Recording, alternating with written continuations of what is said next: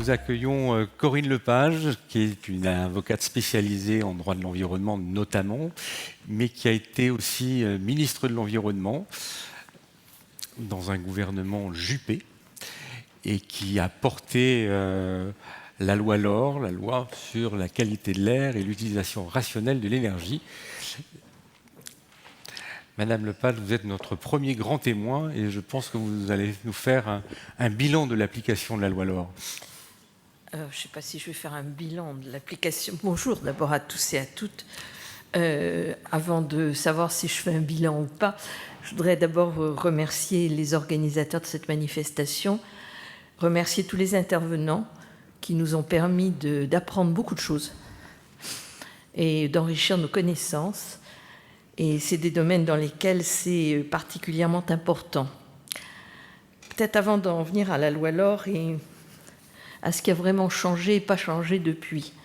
Parce que, très franchement, en vous écoutant toute cette journée, je me suis dit, avec 28 ans, puisque la loi LOR va être 96, donc ça fait 28 ans, de recul, est-ce que ça a vraiment beaucoup changé ?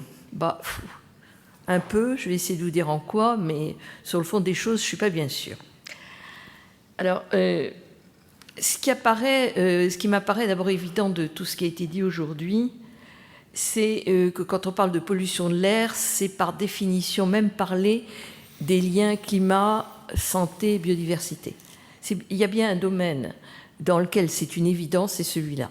Donc ça, je crois que c'est quelque chose de très important. Depuis 30 ans, incontestablement, des progrès ont été accomplis. Les statistiques qui nous ont été montrées aujourd'hui, les courbes montrent qu'il y a une baisse des polluants. En tout cas, de ceux qu'on mesure.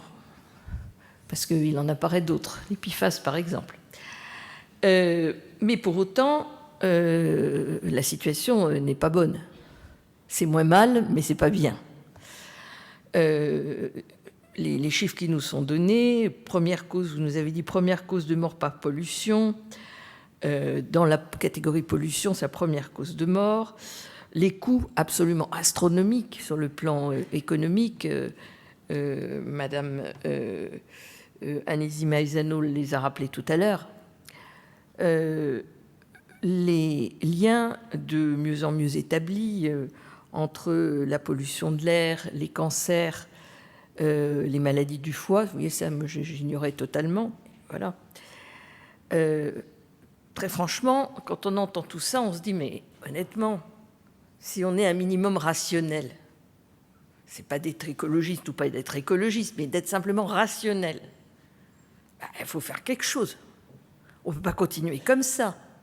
Ça n'a pas de sens. C'est pas rationnel. Et pourtant. Alors, je vous disais tout à l'heure que ça me rappelait quand même beaucoup ce que j'avais vécu il y a 28 ans quand j'ai fait voter la loi sur l'air. Alors, c'est à côté ancien combattant, ce que je suis en train de vous raconter.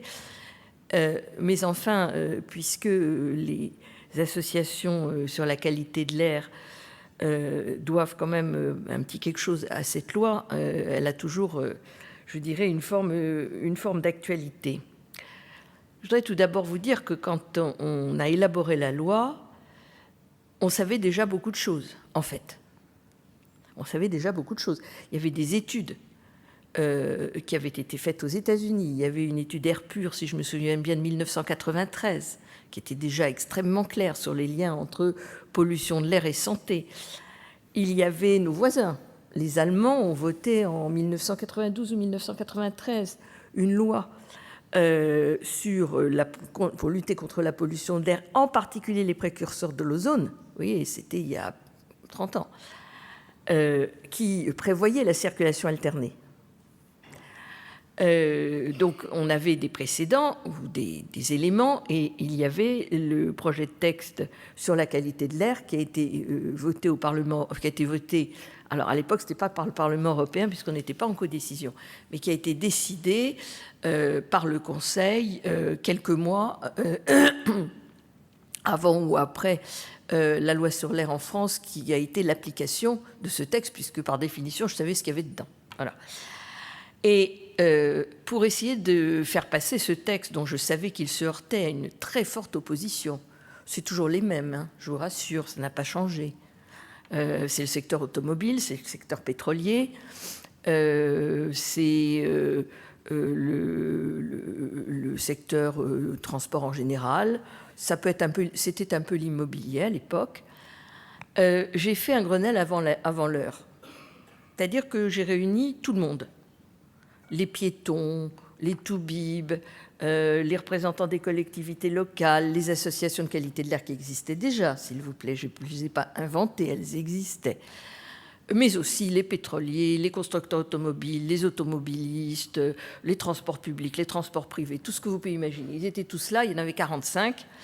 Et on a fait 8 réunions où je suis arrivée au début avec une page blanche. Personne n'y croyait. Ils pensaient que j'avais déjà le texte tout rédigé. Non, il n'était pas rédigé.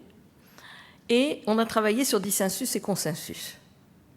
Et on a préparé le projet de loi sur l'air sur les consensus. Eh bien non, c'était pas bien. C'était pas bien pour 2 raisons. La première, c'est que j'avais travaillé avec la société civile et pas avec les ministères qui les représentaient. Donc ça n'allait pas du tout. Et puis deuxièmement, ce que j'avais pu gagner en discutant, parce que devant des médecins, un constructeur automobile ne peut pas venir vous dire « mais non, les moteurs diesel, aucun problème avec la santé, c'est pas possible ». Donc il y a des choses qu'on ne peut pas dire quand on est dans une réunion comme ça. Donc j'avais obtenu quand même un certain nombre de choses. Et donc ils sont remontés par le ministère de l'Équipement, par le ministère de l'Agriculture, par le ministère de l'Industrie, par tout ce que vous voudrez, pour démolir ce qu'on avait obtenu en consensus. Voilà, c'est comme ça qu'a été élaborée la loi sur l'air. On a rattrapé au Parlement pas mal de choses grâce aux médecins parlementaires qui m'ont beaucoup aidé, sachant que l'apport principal de la loi sur l'air, ce n'est pas la pollution de l'air, c'est l'introduction de la santé dans les études d'impact. Imaginez qu'en 1996, quand on faisait une étude d'impact, il n'y avait pas de volet sanitaire. On parlait des bonobos, le cas échéant, si nécessaire, mais pas des humains. On ne faisait pas partie du vivant, et donc ce n'était pas la peine de parler de l'impact qu'un projet pouvait avoir sur nous, sur notre santé. Sur nos économies, oui, bien sûr, mais sur notre santé, rien du tout. Voilà. Donc, c'est un texte qui était en fait très ambitieux, avec un premier volet qui, lui, a été à peu près appliqué convenablement sur les associations. Leur composition dans le décret d'application n'a pas été tout à fait ce que j'aurais mis moi, parce que je voulais vraiment 4 quarts équivalents, et ce n'est pas tout à fait ce qui a été fait. Mais enfin. Et en tout cas, l'indépendance des associations, elle était acquise. Et c'était pour moi l'essentiel, parce que je voulais que le public soit à la fois dans les associations et avec un droit sur les informations des associations, de manière à ce que les données soient partagées. Et ça, c'est essentiel sur ce sujet. Donc ça a à peu près fonctionné. Mais les autres volets, très franchement, ça n'a pas du tout fonctionné, parce que c'était une forme de puzzle, c'est-à-dire que vous aviez les PRQA qui analysaient une situation de départ et fixaient des objectifs, les PPA, les PDU qui expliquaient comment on allait y arriver. Sauf que les décrets d'application ne sont pas sortis comme ils auraient dû sortir, que les PPA et les PDU, les PPA, c'est sorti avec 7 ans et 8 ans de retard. Donc, les PRQA, qui, eux, avaient été faits à peu près dans les temps, ne pouvaient pas être modifiés puisque rien n'a été fait pour les appliquer. Enfin, tout ça a donné une pagaille absolument immense.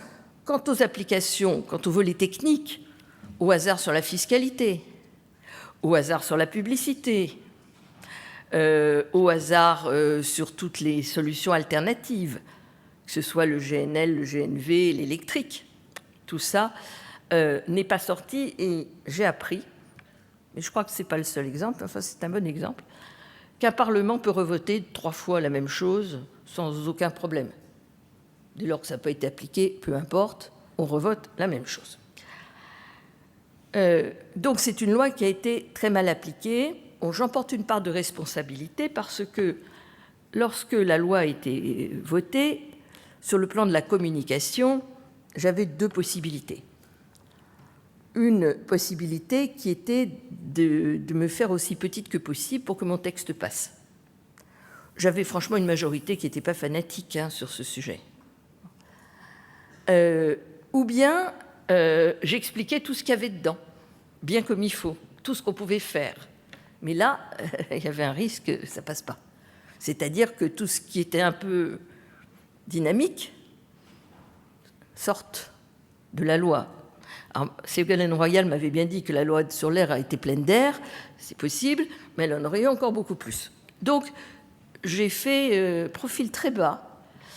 Et par exemple, quand un député m'a interrogé à l'Assemblée nationale en disant à propos des plans d'urgence, « Mais madame, on ne pourra jamais limiter la circulation », je lui ai dit, « Si, monsieur le député, on pourra, mais je ne suis pas allé plus loin. » Parce que, en fait, ce qu'ils n'avaient pas bien analysé, c'est que sur les plans d'urgence, je n'avais pas prévu de décret d'application, de manière à ce soit immédiatement applicable. Parce que je m'étais dit que le décret d'application, je pourrais être grand-mère, parce qu'à l'époque, je ne l'étais pas encore, que le texte ne serait toujours pas sorti. Ceci dit, il y a un certain nombre de décrets qui ont mis tranquillement entre 10 et 20 ans pour sortir, et d'autres qui ne sont jamais sortis, d'ailleurs. Voilà. Alors, qu'est-ce qui a vraiment changé depuis, si on fait un bilan? Bon, la France n'a pas des résultats mirobolants en matière de lutte contre la pollution de l'air. Nous nous sommes fait condamner par la Cour de justice de l'Union européenne, par le Conseil d'État, qui a encore prononcé une amende, une astreinte assez importante il n'y a pas très longtemps, même s'il a noté une amélioration de la situation, parce qu'il y a une amélioration de la situation, c'est vrai. Mais c'est un sujet sur lequel on est toujours très, très en arrière de la main. Très en arrière de la main. Quand on écoutait ce que nous expliquait Londres sur ce qu'ils sont arrivés à faire, et qu'on entend ici les représentants de l'État dire que c'est totalement impossible, les Anglais, Londres, c'était quand même l'exemple même de la pollution de l'air abominable. Le smog, c'était quand même le pire du pire. Alors, je sais bien qu'en 1995 ou en 2000, il n'y a plus de smog. Mais enfin, ils ont fait des efforts absolument considérables. Alors, aujourd'hui, qu'est-ce qu'il y a de nouveau? Les connaissances scientifiques. Très franchement, vous avez le Centre international de recherche sur le cancer. On peut le discuter. Enfin, c'est quand même sérieux. Vous avez l'Organisation mondiale de la santé. Tout le monde se réfère à ces normes. Vous avez les études qui sont faites au niveau européen avec l'Agence européenne de l'environnement et d'autres études. Puis toutes les études médicales, les méta-études. Enfin, je veux dire qu'il n'y a pas beaucoup de doute. Alors ensuite, j'entendais bien tout à l'heure ce qui était dit, qu'un scientifique qui n'est pas sûr ne va pas l'affirmer, mais on ne va pas lui demander de le faire. Mais il y a un certain nombre de sujets sur lesquels il ne peut pas y avoir de débat. Donc, voilà. Sur le deuxième changement, c'est l'entrée en fanfare de la question climatique. La loi sur l'or, c'était loi sur l'air et l'utilisation rationnelle de l'énergie. C'est-à-dire que la question énergétique est présente dans la loi l'or. Mais elle est, comme on la concevait, il y a 30 ans. C'est-à-dire avec un risque d'augmentation de la température maximale d'1,5 degré en 2100. Là, on est en train de discuter sur le point de savoir si on ne les a pas déjà franchis, puisqu'il y a une étude qui est sortie il y a quelques jours, j'ai lu ça ce matin, je crois, qui dit qu'on serait déjà à 1,7 degré. Bon. En tout cas, en France, on est à 1,8 degré. Et au planétaire, on serait à 1, 2, 1, 3, quelque chose comme ça. Mais en 1995, on pensait que ce serait, dans le pire des scénarios, 1,5 degré en 2100. Donc, ça nécessitait de faire des choses. Mais enfin, on avait le temps, et c'est vrai qu'à l'époque, on l'avait. On l'a perdu, mais on l'avait. Et ce n'était pas d'une gravité comme celle que l'on connaît aujourd'hui. Donc, le sujet climat a complètement envahi le sujet pollution de l'air. C'est maintenant quelque chose qui marche un peu ensemble. Et puis, le troisième point qui est nouveau, c'est quand même qu'il y a eu des mesures concrètes qui ont été prises. Elles ne sont pas suffisantes, c'est entendu, mais enfin, il y a des choses qui ont été faites. On ne peut pas dire que rien n'a été fait, ce n'est pas vrai. Alors, ma question, c'est pourquoi est-ce que ça continue à bloquer? Pourquoi est-ce qu'on n'arrive pas à se dire que 2030-2035 au plus tard, il faut qu'au niveau européen, on arrive aux normes OMS. On est quand même l'Europe occidentale, donc une des régions les plus développées, les plus riches du monde. Si nous ne nous fixons pas ces objectifs-là, qui va se les fixer?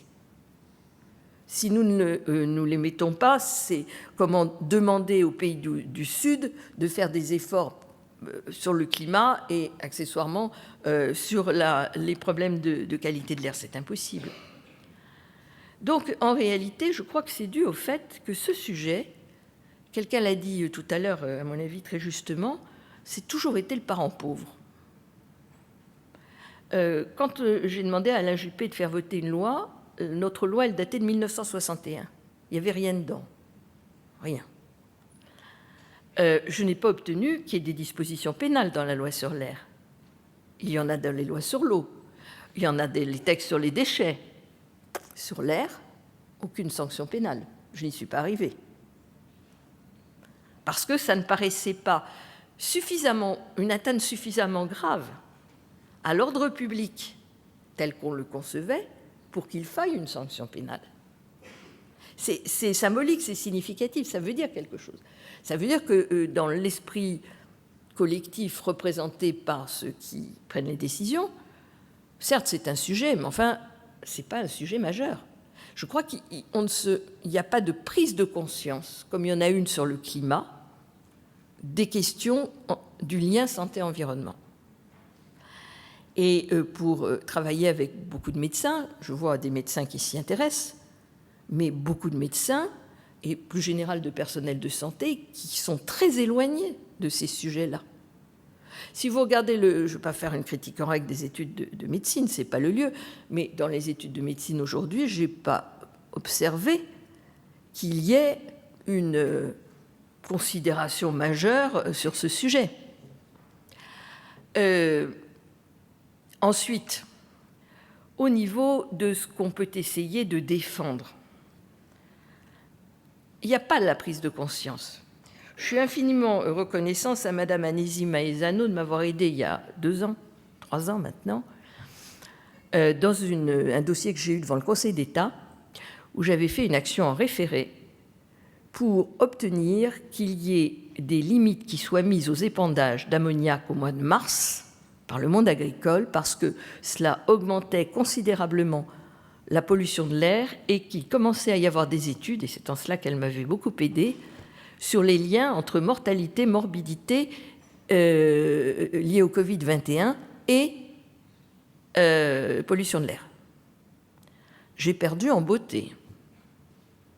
Mais aujourd'hui, il n'y a pas beaucoup de contestations scientifiques sur ce point.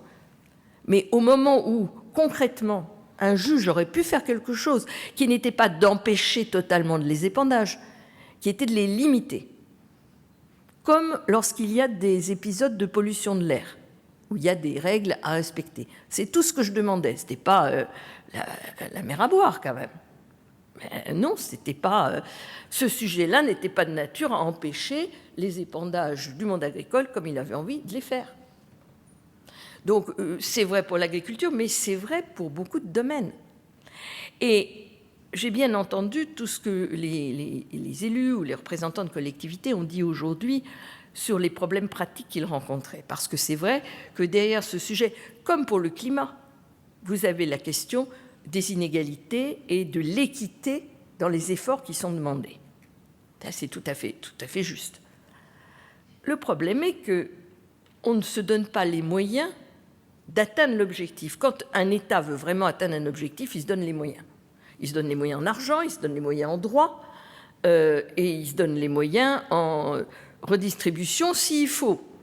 On vient quand même d'en avoir un exemple assez caractérisé, puisque l'affaire récente du monde agricole nous coûte quand même, à nous tous contribuables, de l'ordre du demi-milliard, hein, à peu près. Bon. Donc l'État, il sait faire quand il veut faire. Il ne veut pas faire. Et je dirais que vous allez en parler demain, malheureusement, je ne serai pas là sur un sujet qui, avec Madeleine Babès, nous passionne, qui est celui des pesticides. Mais enfin, très franchement, ce qui a été décidé avec Ecofito et aujourd'hui le recul de l'Union européenne, mais c'est inqualifiable. C'est absolument inqualifiable, parce que personne ne conteste sérieusement que les pesticides aient un impact sur la santé. Dire, s'il n'y en avait pas, ça ne s'appellerait pas pesticide. Cide, ça veut dire tuer. Ça ne tue pas seulement les petites bêtes. Ce n'est pas bon pour les grandes. Aujourd'hui, il y a un certain nombre de maladies professionnelles, de cancers, le lymphome non-Hodgkinien, le cancer de la prostate, la maladie de Parkinson, qui sont des maladies professionnelles pour le monde agricole parce qu'il recourt aux pesticides. Donc franchement, même le monde agricole le reconnaît. Eh bien non, il faut quand même continuer. Et puis surtout, il ne faut pas se préoccuper des riverains. Parce que ça, respecter des zones pour protéger les riverains, mais c'est insupportable pour l'agriculture. Et c'est supportable pour les riverains. Quand vous voyez quand même que des agriculteurs se mettent en tenue de scaphandrier pour aller épandre leurs pesticides, qu'ils n'ont pas le droit de revenir sur leur terre pendant 48 heures, et que vous avez des gens qui habitent à côté, c'est-à-dire à moins de 10 mètres, puisque c'est ça, ces énormes zones de protection, avec des gosses qui vont se balader l'été en short ou en slip de bain, et ils ne vont pas habiter ailleurs pendant 48 heures. Ils sont même rarement prévenus aujourd'hui de ce qu'il va y avoir un épandage. Très franchement, est-ce que si la santé était considérée comme un sujet majeur, on accepterait des choses pareilles? Je dois dire qu'arriver à l'âge qui est le mien aujourd'hui, avec l'expérience qui est la mienne, je ne comprends toujours pas ça. Mais c'est inchangé. En 1996, j'avais reçu le président de la FNSEA. Je lui avais remis un rapport, qui était un rapport américain, qui établissait les liens entre les cancers de la vessie, de la prostate et les pesticides. Je lui ai remis en main propre en disant « Monsieur le Président, il faudrait faire quelque chose ». Il m'a répondu « On ne fera rien parce que ce n'est pas bon pour la rentabilité ». Eh bien, on est toujours dans la même logique, qui est en plus une logique totalement irrationnelle sur le plan économique. Parce qu'on l'a vu tout à l'heure en faisant le rapport entre le coût et l'avantage. Alors, comment on sort de ça? Vous voyez, 30 ans après la loi sur l'air, je ne suis pas capable de vous le dire. Je pense que ça passe beaucoup par l'explication, la fourniture d'éléments clairs, intelligibles, compréhensibles à tous nos concitoyens. Alors, je sais bien aujourd'hui qu'il y a les réseaux sociaux, que les fake news sont un poison même pas lent, que certains estiment capables de raconter absolument n'importe quoi pour défendre un lobby, qu'il y a tous les trolls qui marchent avec les lobbies qui vont bien, tout ça on sait par cœur. Mais enfin, nos concitoyens ne sont pas idiots. Ils voient autour d'eux ce qui se passe. Ils voient autour d'eux les cancers qui se développent. Ils voient des clusters avec des problèmes sur les enfants. L'étude dont vous allez parler demain sur la vigne, elle est quand même extrêmement parlante sur les leucémies près des vignes. Donc tout ça, nos concitoyens le savent. Ils ont des problèmes de pouvoir d'achat qui leur paraissent rendre difficile le fait de sortir de cela. Mais en fait, c'est tout notre modèle agricole qui est à repenser. Excusez-moi, qui est à repenser. Et on ne pourra pas continuer avec le même modèle comme on ne continuera pas avec le même modèle. Je terminerai en disant que la réponse à cette question est probablement d'accepter de regarder que nous ne sommes pas dans la transition écologique. Pour moi, ça n'a aucun sens, je vous le dis très franchement.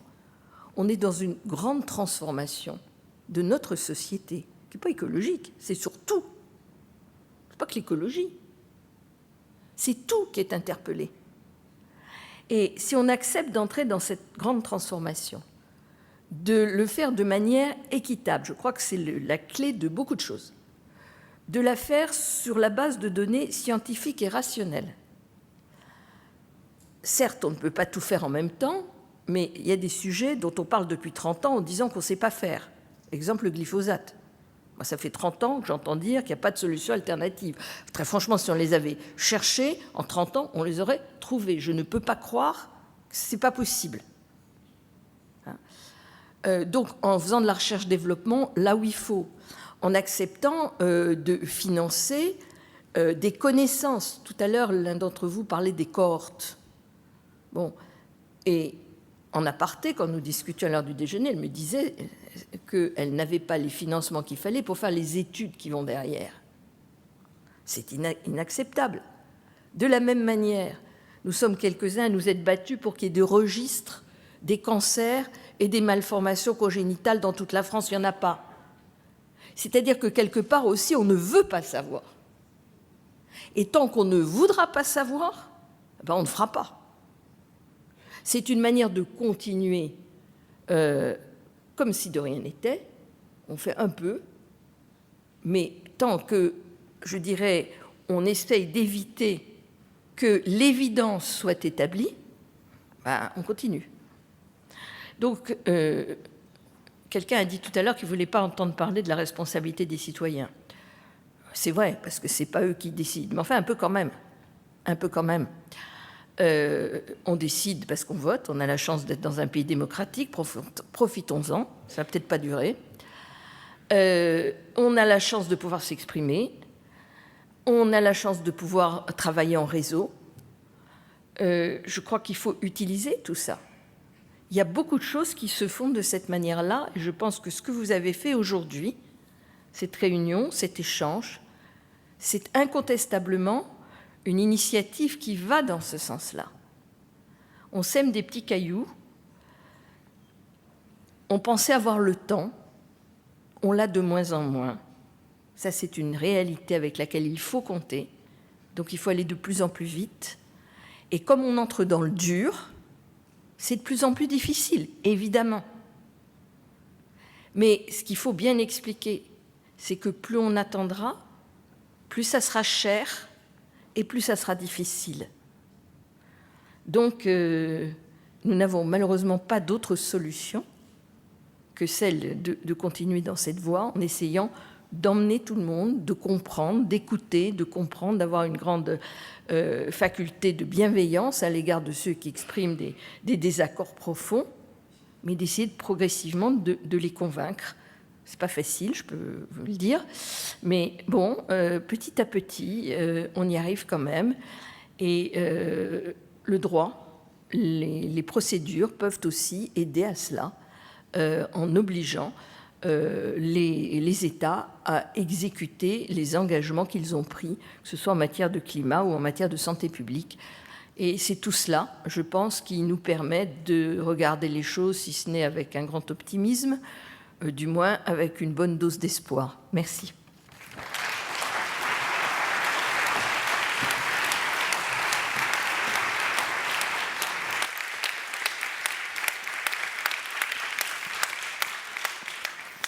Merci Corinne Lepage pour cette remarquable synthèse et ces notes d'espoir. J'ai quelques annonces à vous faire. La première, c'est que nous pouvons nous retrouver dans 1 heure pour un pot de l'amitié dépollué à la salle des illustres de l'Hôtel de Ville de Toulouse. Et sinon, nous nous retrouverons demain au même endroit à partir de 9 heures.